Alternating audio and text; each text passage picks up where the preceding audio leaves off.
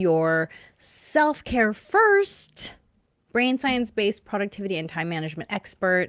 And today's topic is kind of a personal one. It's about really the impetus behind why I started my business Beyond Your Wildest Dreams, coming out of the extreme loneliness and lack of support I felt as a new mom. So I will get into that in just a bit. But as always, I'd like to start at the top of the show with welcoming you all for listening. If you are live, I can see your comments. So feel free to comment. And even if you're watching to the recording or listening to the Harness the Power of Planning podcast, which this will go up as, leave a comment. I do see them. It might take me a little longer, but I will respond. And at the top of the show, I like to tell you some interesting facts about where my listeners come from. I'm heard in over 90 countries. And recently, Finland popped up into the top 10 list. So welcome, Finland. I have never been to Finland, and I found some really interesting facts that make me really want to go visit it.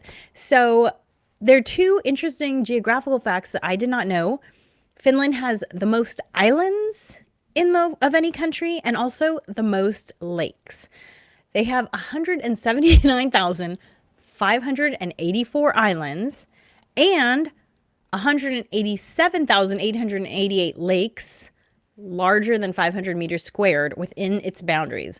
That is amazing and also sounds beautiful. So I definitely want to see that. And Finland's capital of Helsinki lies further north than almost any other capital city. The only other one is Iceland's Reykjavik. So how fascinating. I definitely want to visit Finland at some point. So thank you for joining me from Finland.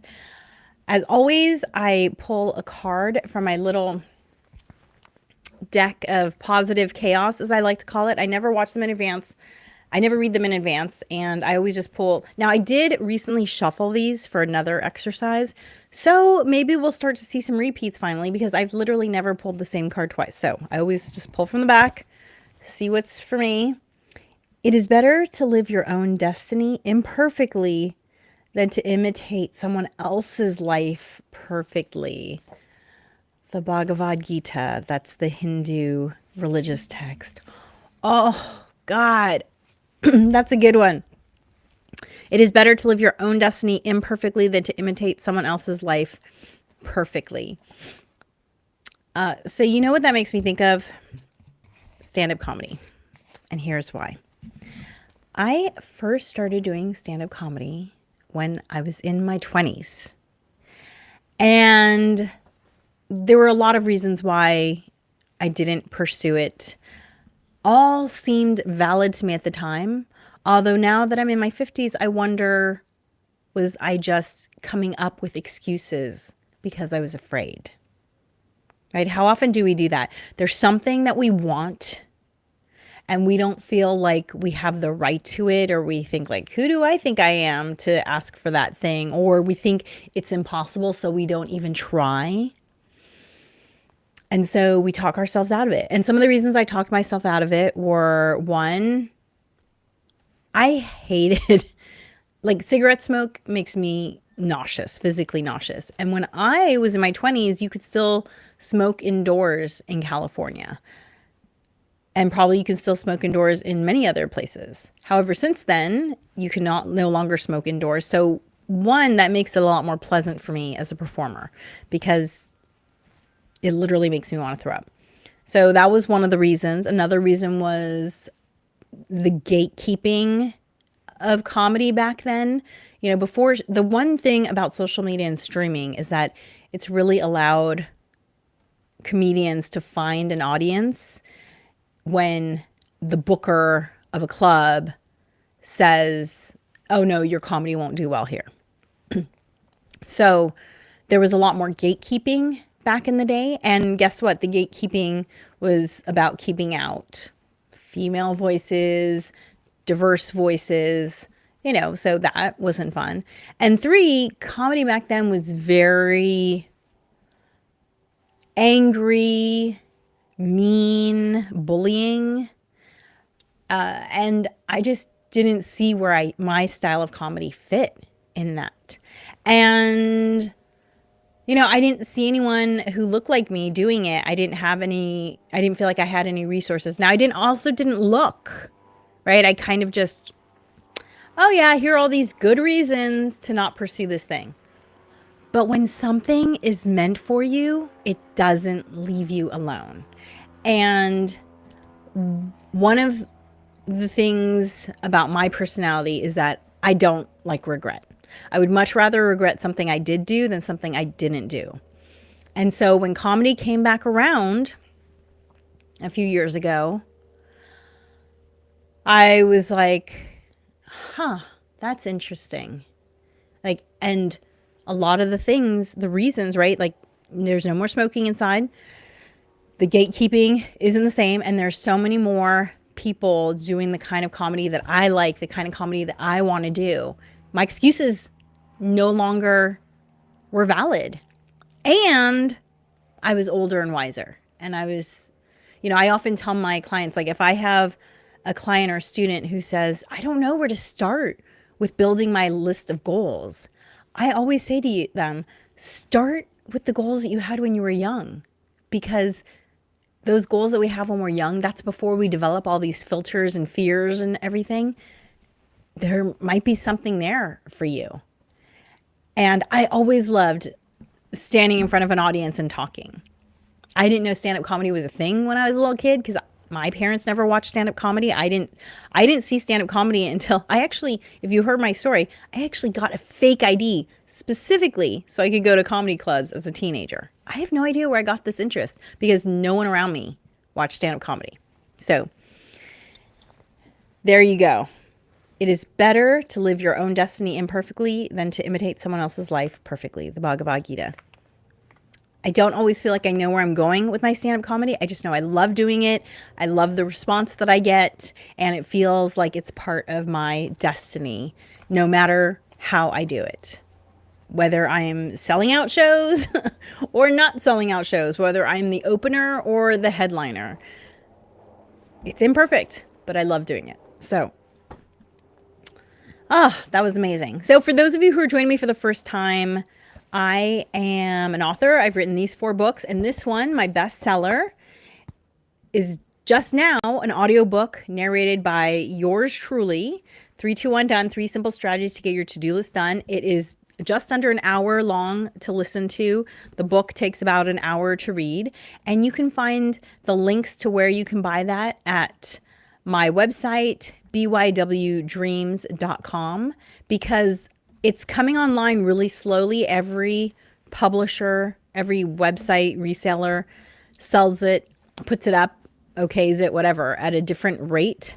And so I've been waiting for it to go wide, but right now it's only available at 5 places. But Apple is one of them. Kobo is one of them. So if you go to bywdreams.com, you will be able to find my audiobook. Okay. And I don't know why I'm having so much trouble finding this URL, but right there, bywdreams.com. That's why I don't have it as a thing. So I've been getting over a cold, which if you're wondering why I didn't do a podcast last week, that's why. So thank you for joining me. Today's topic is about the loneliness I felt as a mom. That is really what led me to the path that led to Beyond Your Wildest Dreams and starting this podcast and everything. Because when I was a mom, I was one of the last people in my friend group to have a mom. None of my closest friends live in the same state as me. And I am not someone who had help from my family members. It actually used to make me quite sad because my child was part of a cooperative preschool, and one family member had to volunteer there for 3 hours once a week. It was a wonderful program. I loved it so much. If you have not heard of cooperative preschool education, it is a wonderful experience. And some of the families had grandparents, aunts and uncles who would come and volunteer for 3 hours in lieu of the parent. Maybe they had to work or they just had to do something else. And it was sad for me that I didn't get to have that experience. I had family who were close enough to do that. It just wasn't part of our family culture to be helpful like that. And, I, as a woman of color, especially as a woman of color who has an MBA, when I was getting my MBA, women were only 11% of this MBA student body. And as a woman of color, you can imagine I was even a smaller percentage. So I have spent large parts of my life in rooms with people who don't look like me. That's been my whole life growing up.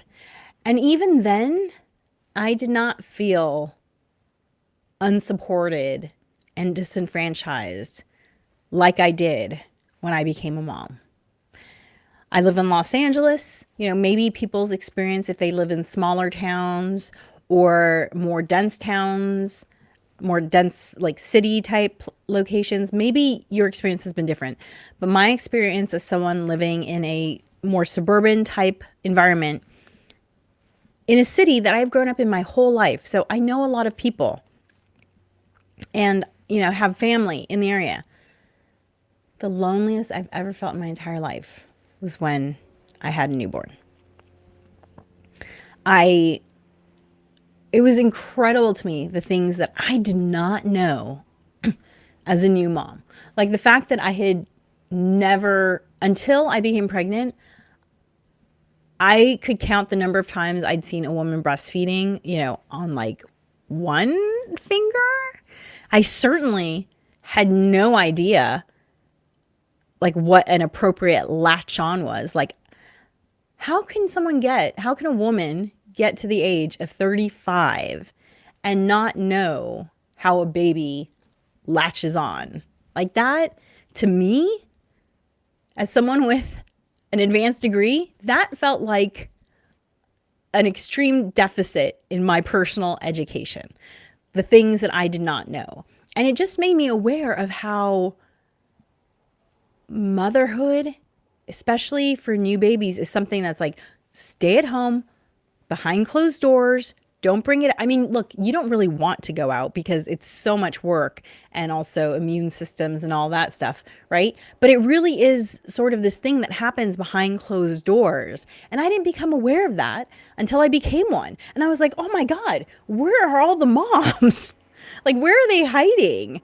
And that's when I realized just like how lonely it was, and look, I had friends that I'm sure would have loved to come over and be supportive, but their life just didn't allow it. And also too, I don't know that I knew to ask for it because I didn't know how, if I had a second child, I think that I would have been prepared. I would have said, okay, this is what it was like the first time I had a newborn. And I knew how lonely it was. And so I'm going to set up systems for myself because that's what I do. That's my thing. When I see a problem, I come up with a solution and a system, but I only had one kid. So I only got to have the one experience. And it was incredibly lonely. I felt like I didn't know who to talk to. And I also felt like, like I wasn't supported. One thing that one of the pregnancy books suggested was you're going to need help when you have a newborn. You're going to need help, with the dishes, with the laundry. Like, you're just not going to have the energy, especially, if you're breastfeeding. You're not going to have, I mean, my child, it seemed like she was on the boob 80% of the day, right? Like, when was I supposed to do anything? And also too, again, going back to immune systems, many, many cultures have a practice of not taking a baby into public for the first 2 to 3 months to allow them to have their immune system developing without being exposed to tons of germs, right? So I was doing that. So the book suggested writing a letter to someone and saying, hey, I've never done this before, but I've been told that I'm going to need help with this, that, and the other thing. Can you help me? I actually did this thing and the person told me no. So And I was like, okay, that's interesting. But I also didn't have any concept of really how much I was going to need that.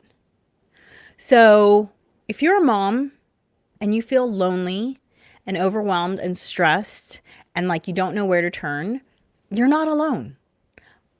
Our society is not set up for moms and families, which is kind of strange because like it's just like that's the future, right? Like you would think we should be set up for that. And so we need cultural change, we need political change. Yes. However, all those things take time. And I want to focus on solutions that can help moms now and caregivers, right? So if you're a mom or a caregiver, if you're a dad, if you're someone, at some point in your life, you are probably going to become a caregiver, especially if you're female. This is just what the data shows. You're going to be a caregiver for a loved one, a elderly family member, a spouse. You might even become a caregiver for a friend or a neighbor who has no one else. It happens all the time. And caregiving, much like parenting, is not something that we are culturally set up to support. So if you're a mom, if you're a dad, if you're a caregiver, hear me. It is possible to find ways to support yourself, to do things differently so that if you have to, you can be the person who takes care of you. Because yes, I wish I had had more support, but ultimately I was able to dig myself out of the loneliness and the lack of feeling taken care of by taking care of myself. And for anyone who's been a parent or for anyone who's ever had an experience where they felt like, that didn't go the way I want, redoing it is an incredibly healing experience. Being a mother myself has been an incredibly healing experience for me and has taught me things that I wish I had known sooner, like how to take care of myself. So this is why I always say self-care first and then productivity and time management, because I know that when you are in the thick of whatever emergency you're dealing with, whether or not it's having a child, whether or not it's a family member in hospice, whether or not it's a medical emergency of your own, I know that when those things happen, productivity and time management kind of go to the wayside.